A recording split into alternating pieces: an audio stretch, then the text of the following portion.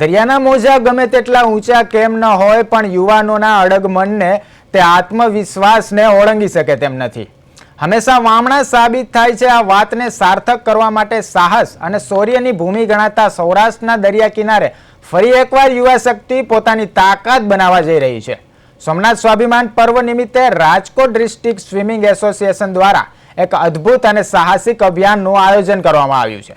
રાજકોટના યુવા સ્વિમરો સોમનાથથી દેલવાડા સુધીનું 81 નોટિકલ માઇલનું અંતર ઓપન વોટર સી સ્વિમિંગ અને કાયાકિક દ્વારા પૂર્ણ કરશે.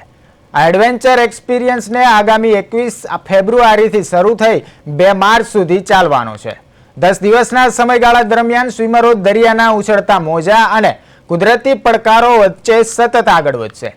આ અભિયાનમાં કુલ 7 સ્વિમરો ભાગ લઈ રહ્યા છે, જેમાંથી 3 મુખ્ય સ્વિમરો દરિયામાં તરીને આ અંતર કાપશે. આ સફર દરમિયાન તેઓ સૂત્રાપાડા, ધામલેજ, સિકોતર માતા મંદિર બીચ, વેલણ લાઇટ હાઉસ, ગોગલા અને સિમોર બીચ જેવા વિવિધ દરિયાઈ વિસ્તારોમાંથી પસાર થવાના છે. આ માત્ર એક સ્વિમિંગ ઇવેન્ટ નથી, પરંતુ ગુજરાતના યુવાનોની હિંમત અને દરિયાઈ વારસાને ઉજાગર કરવાનું એક ગૌરવપૂર્ણ પ્રતીક છે. બેન, ખાસ તો તમે 150 કિલોમીટરનું સ્વિમિંગ મારફતે જગ્યાએ જવાનું છે, તે શું રસ્તો છે અને આપને પ્રેરણા ક્યાંથી મળી આવશે?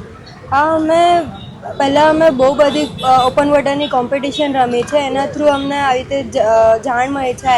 એક્સપેડિશન છે, એક્સપ્લોર માટેનું છે. આ 150 કિલોમીટરનું છે, 10 દિવસનું છે. આ 21 ફેબથી ચાલુ થાય છે અને 2 માર્ચના પૂરું થાય છે.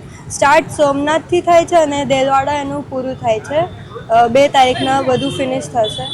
આ એક્સપેડિશન જે છે એમાં અમને બહુ બધી એડવેન્ચરસ એક્ટિવિટીઝ કરવા મળશે, જેમાં કાયાકિંગ છે, સ્વિમિંગ છે અને સ્કૂબા ડાઇવિંગ પણ હશે.